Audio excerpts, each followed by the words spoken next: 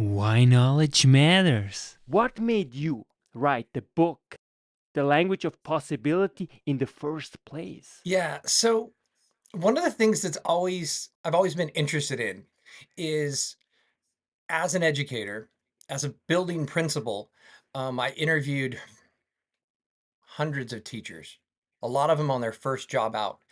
And when I asked them always, why do you want to be a teacher?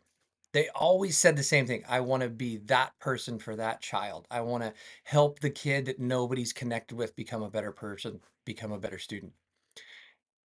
And then I've always been amazed how you go from that to 10 years into your career, 11 years into your career, saying things like, oh, these kids can't and these kids won't, and they're lazy and that sort of thing. And I always thought there had to be something in there that made that shift, right? And so during the pandemic, I was supporting schools all over the country with professional development, but I was doing it from my office. I wasn't traveling around the country worrying about rental cars and flight delays and hotels and all that kind of stuff. So I was able to do day after day after day from my office. So during the pandemic, I was working with one school on a Monday, and they started talking about we have low babies. Our problems are in our school are our low babies. And I was like, okay, don't call them that because shouldn't call students low. And second, if you call them babies, what can a baby do? Absolutely nothing, right? So you're really infantilizing them, and that's not good.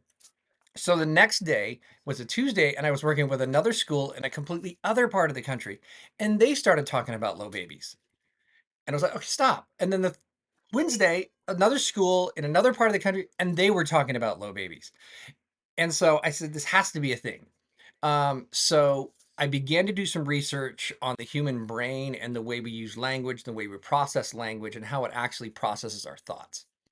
Um, and then as I got deeper and deeper into it, I contacted Solution Tree Publishing and said, I think I got a book here. And with the help of Sarah Payne Mills, who works there, we kind of crafted it into, okay, this is an idea that can become a book.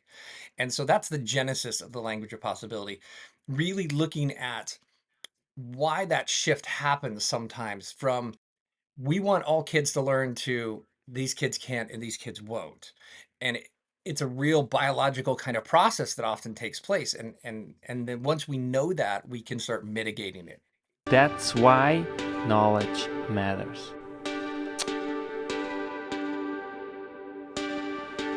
Make your life a masterpiece.